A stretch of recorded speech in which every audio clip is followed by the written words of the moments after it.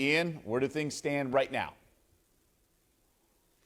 Still looking for a home for Houston's Ryan Anderson at this point. That's been the holdup in these talks for several days now. You know, Houston wants to get off of Ryan Anderson and his contract. The Knicks do not want to take Anderson back. So the Knicks and Rockets are searching for possibilities to include Ryan Anderson in a multi-team deal. Now, you mentioned it. Our Adrian Wojnarowski reported that this deal may expand to 4 teams because maybe that third team taking on Ryan Anderson wants to in turn dump a contract of its own. So it's very complex. Doesn't appear that anything is imminent, but talks are ongoing at this point. I already mentioned Melo signed for the next 2 years. Ryan Anderson the next 3 years at about $20 million per, and that's why you have to include him because the salaries basically have to match 1 for 1 or at least close to that.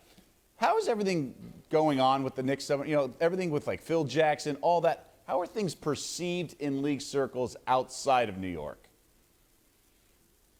Well, opposing teams are kind of shaking their heads and wondering about the contracts handed out by the Knicks this offseason. You know, Phil Jackson was let go, and Steve Mills is now running the show.